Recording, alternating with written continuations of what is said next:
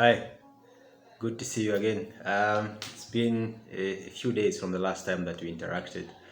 Now that the AFCON is over and the few days have passed, I think the dust has pretty much settled, and we can, with clearer minds, now we can try and pick a few lessons and reminders that were evident in the just ended tournament. Obviously, as you know, Senegal went away with it for the first time.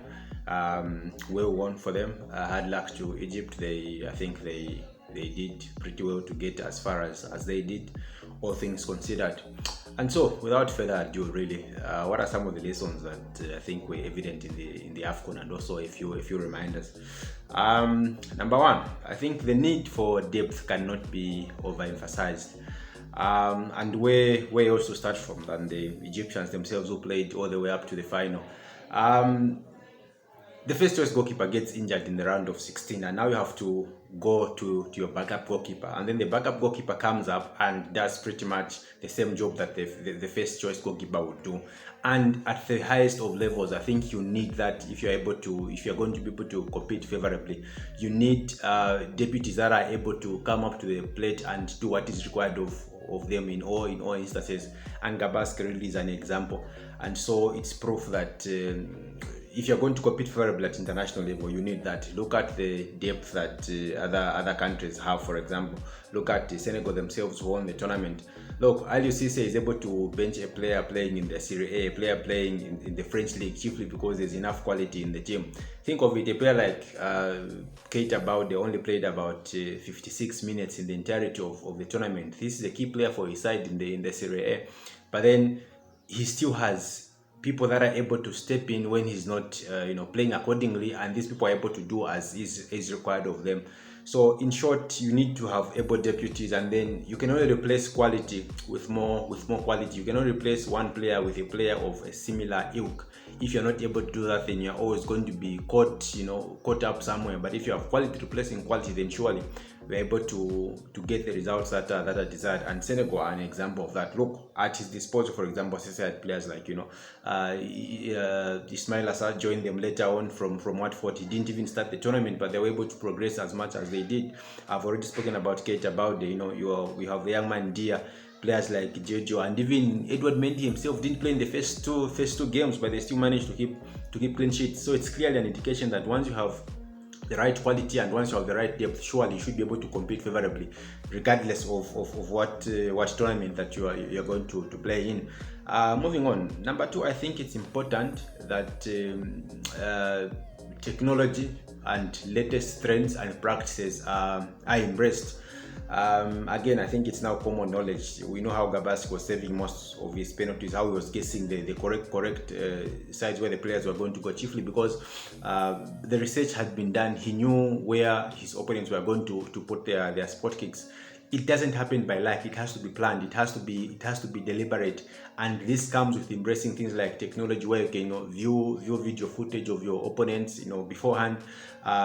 You prepare for them adequately. You can view the patterns that your opponents are going to use, and I think we saw that really in this tournament. That is why even the lesser teams, if you like, managed to compete favorably, chiefly because they had gathered enough information about how the opponents were going to play. At this level of football, at international level of football, you cannot go into a game without knowing what your opponent is going to present, and so it gives you a lot of strength if you're going to know how they are going to approach certain matters and approach the game generally. So we need to embrace technology, embrace modern practices. Part of that is also embracing performance analysts. Look, you cannot keep playing names chiefly because this player has done this for you or they've done that for you in the past. It's purely about assessing their performance over a period of time, assessing their performance from one game onto another. As long as you do not do that, then you're going to have challenges. But if you do that, then you're going to be playing players that are able to give you the required results in all particular matches. This also leads me to saying that it's important that you have a sufficiently field backroom staff. You need specialists, basically psychologists, nutritionists, people that are going to do most of these jobs if you're going to get results. Because if you're going to rely on a set of 4 or 5 coaches, unfortunately they may not be specialists in all things, and if they're not specialists in all things, then at some point you're going to get caught up. And so if you're going to bring the best out of a team, it's important that you embrace these specialists. So it's important to embrace technology, really, performance of players, analyze them player by player, department by department, team by team, and also go with the modern trends, really, because this game has evolved, and if you're not evolving with the game, then you are surely going to be lagging behind, and at the end of the day, it's only going to be won by particular teams, particular clubs. If you talk about club football, and not any other. It's purely about those that embrace some of these latest trends and technologies, and that's those people that get the results in the end. Further, I think the tournament reminded us that youth football surely remains the backbone of performing at the highest of levels, because remember, you have to build most of these traits. You have to develop them from the formative stages, and as long as there is no proper structure for youth football from where players can be developed, it's always going to be a challenge to get it right. Youth football, if you concentrate on it, it presents a lot of possibilities. It presents a lot of options which young players know and can use in matches. The problem with starting players when they are very late is that you then begin to tell them or condition them into what they are supposed to do. But if you start them early enough, you're presenting a lot of opportunities to them, and in the long run, they begin to think on their own. They begin to think of possibilities on their own. They begin to see a lot of options on their own. If you saw what this tournament presented, most of the players that were playing, especially the teams that reached in the latter stages of the tournament, you hear that he's a former French international, for example, youth international, former youth international for Egypt, former youth international for Senegal. So these players have had to go from one stage on to another, because of the work that was done for them at junior stages. They are now able to handle the pressures that come with senior football. But one would say that youth football is commonly played in pretty much all places in Africa and Europe. But what's the catch? The catch for me, I think, is that the transition from youth football to senior football has to be handled well. If it is not handled well, then problems are going to arise along the way. You cannot promote all players, general, or a blanket promotion that everyone is now moving on to this age group, for example. Because remember, you can see that certain traits have developed, but others have not yet fully developed. And until you get to that stage where you are able to tell that the player can perform at the highest level, the same thing that they were doing for at youth level and they're able to do it at senior level, then you cannot take that step. And so, we need to begin to move in that direction. And so youth football really is if you're going to get it right as a continent, if you're going to get it right as a country, we need to begin to move in that direction. Invest as much as possible in youth football, get it done right at the youth football, then you keep going up in that fashion. Number 4, it's important that we respect the process. But as we respect the process, we need to value key performance indicators along the way. After Senegal won, there was this issue of Sisi has been in charge for 8 years. Why aren't all countries doing that? Yes, he's been in charge for 8 years, chiefly because along the way he's been getting results that have warranted him to stay on that long. But then it is important that, look, it's possible you're going to lose matches along the way, but as you lose matches along the way, it's important how you bounce back from the loss. It's important how you manage losses. The pattern should not be filled with a lot of losses. The pattern should be filled with a lot of wins. But at the same time, it's not just winning on the football match. Winning the football match with the result. It's also winning by looking at how performances are improving, by looking at how certain indicators are shooting up. What do I mean? Look. Firstly, I believe that coaches must be installed on long-term contracts, especially for international football. Oscar Tabarez was in charge of Uruguay for 15 plus years. We can say the same about Joachim Low. Guillermo Solari actually went for about 18 years in charge of Argentina. Now, the beauty with that is that there'll be better planning. There'll be better implementation along the way, and people really take their time carefully to plan and to implement. But then if you're going to hire someone on a 1-year contract or a 2-year contract, really you're not giving them much room to maneuver and try as much as they may want to ensure that they get the correct thing working in your favor. Now, World Cups are played after every 4 years, and so for me, I prefer to use those World Cup cycles for coaches. But the key thing is that they should be performance based. If you give someone a 4-year contract, for example, a 3-year contract, and if they're not performing in that contract, then there's no reason for you to keep them. But really, if you're going to give them something that is short term, you begin to panic even as an employer, and even before you give them enough time to measure them against the key performance indicators that you might have given to them, then it's already failing. So there's need that the balance is gotten right on that side. Like I said earlier on, losing is normal. It can be acceptable in some instances, but then it's about how you lose and how you come back from those losses. So if one is not able to manage those, then it is a problem. It's also important that you stick to your targets. Look, in Africa, we have seen certain coaches that have been hired, given a particular mandate, and even before chance to execute that mandate is given, they are fired. Then you ask yourself a question: why were they hired in the first place? So it's important that you begin to measure against the key performance indicators. But the long and short of it is that we must begin to respect the processes as they come along the way. But even as we respect the processes, it's important that we measure against key performance indicators. After all, when you're going through a struggle, it becomes easier to bear the struggle or the pain in the struggle as long as you know at which level you are in the struggle. So if we're going to get it right, long-term contracts, key performance indicators, but at the end of the day, these processes must be matched with the results to go with them. Eventually, the results will come. That's what happened for Senegal. Lost in the quarterfinal in the other tournament. In the other tournament, I think, it was another quarterfinal exit. Then, they get to the final, they lose it. The next time they're in the final, they win it.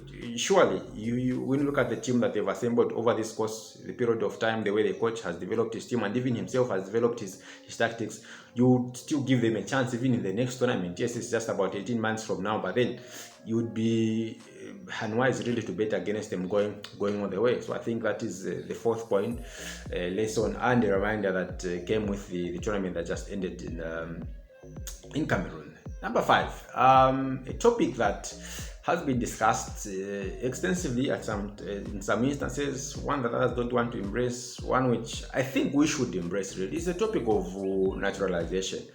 All the top performing teams, I think, have gone this route. Look at Senegal, a lot of former French internationals in there. Look at Cameroon.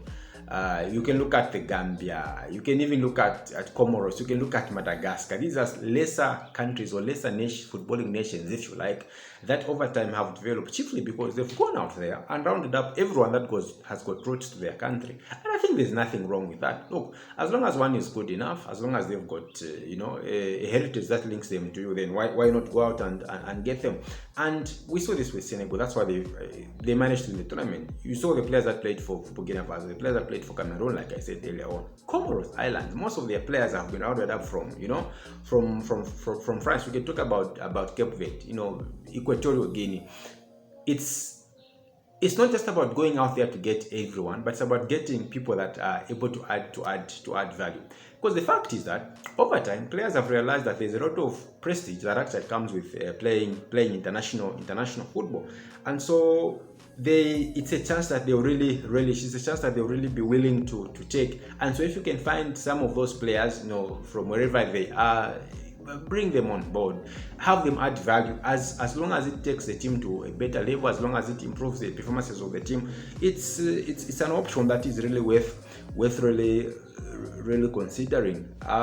Give chance to the best players, and at the end of the day, just don't disturb the spine that is already existing. The challenge with bringing players that you want to naturalize in some instances is that you may want to begin to maybe treat them in a more special way or in a different way as compared to the ones that you have always used. But then you have to get the mix and the balance right, because they're a team at the end of the day. They have to be treated pretty much the same way. Obviously, there's going to be a challenge in terms of adjusting, especially for the players that are just coming in from Europe, for example. I haven't had an African background, but with time, you should be able to get the balance right. Combine that with the local experiences, then you are well and good. That's what the top teams are doing. Algeria, have been doing it. Senegal have been doing it. These countries have won the AFCON. They've competed fairly well at the World Cup. Ghana have done it before as well. They did fairly well at the World Cup. So if it is a way to go and it's an acceptable way,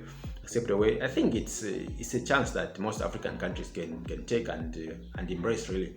Number 6 is that I think most African countries, especially those that are still developing or still struggling with their football, haven't been able to get results over the years, should do is that they must embrace the idea of sending young players to Europe and other overseas leagues as soon as possible. Look, I mean no disrespect to African leagues, but the fact is that the best football learning destination, especially for players that are just about approaching their peak, is in Europe. The level of detail in Europe, the level of attention to detail, the level of preparation, the level of tactical astuteness and tactical loading, and all lessons as far as they go in Europe cannot be compared to Africa, with all due respect to some of our African leagues, even in some of the Asian leagues. Because what most of the Asian leagues have done is that they've started bringing coaches from across Europe, and they're the ones that are developing their football in their countries. That's why over time you've seen even countries like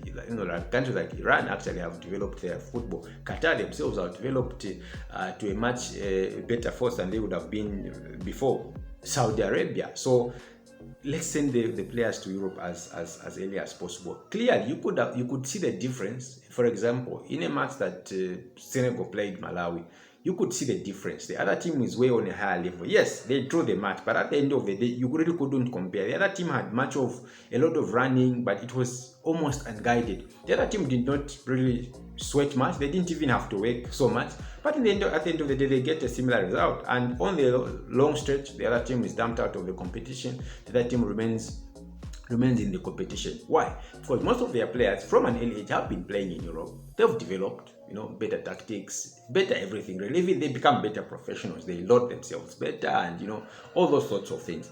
So I think it's important that we begin to move in that direction up until a point where our leagues are going to be mature enough to prepare players for that particular level. One would argue that when Zambia won the AFCON in 2012, most of their players were playing, within Africa and the lesser leagues, if you like.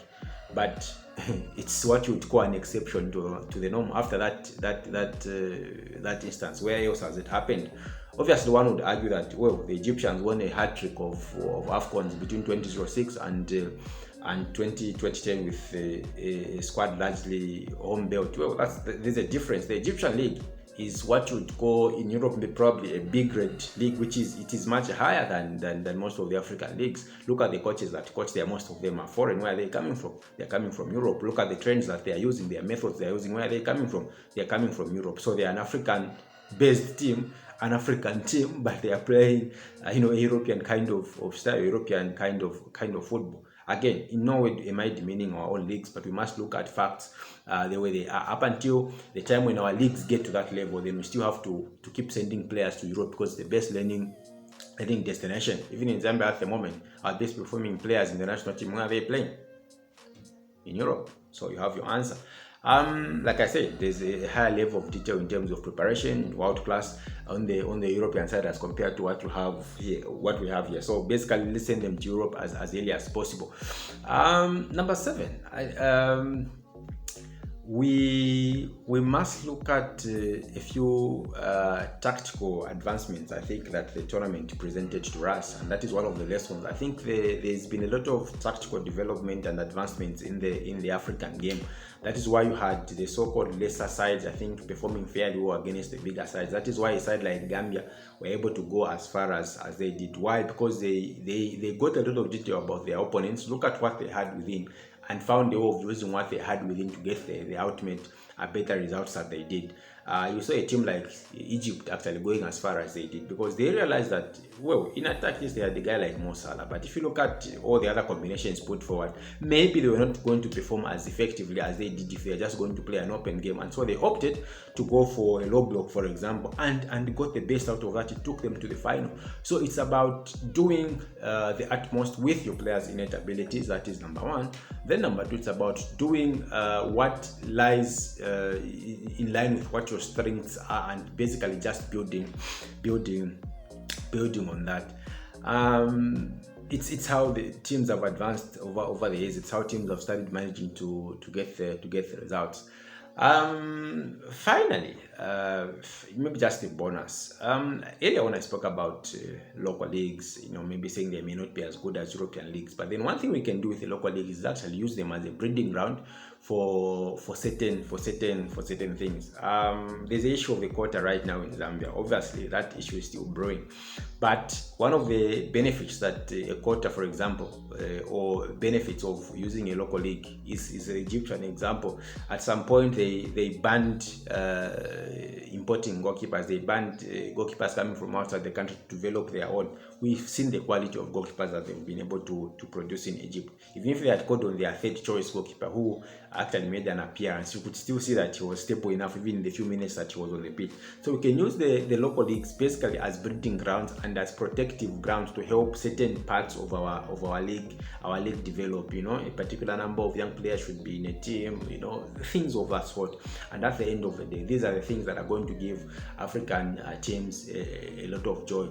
And I think that if most of these things are embraced by a lot of teams, they are going to increase the level of competitiveness to a level where even when African teams go to the World Cup, they are going to be performing favorably tournament after tournament. There hasn't been consistency in that area, chiefly because if you look at the teams that they play sometimes in the qualifiers, they may not really be the best teams. Maybe the only time that they'll have a good match is on home and away basis, only with one team, and then the other 8 matches they've played are with lesser opponents. And so if you expect them to go and perform at the highest level in the World Cup, sometimes maybe you're asking for too much. But if we can have these things implemented in most of these countries, begin to get them right, then by the time that African countries get to that high level of competitiveness, then we're going to compete favorably in the World Cup as well. Those were some of the 7, maybe 8 lessons and reminders that I picked from the tournament. I would like to know what you picked up as well. Let's keep the conversation going. Remember, keep it civil and acceptable. Until the next time that we look at something, thank you for joining me. Bye-bye.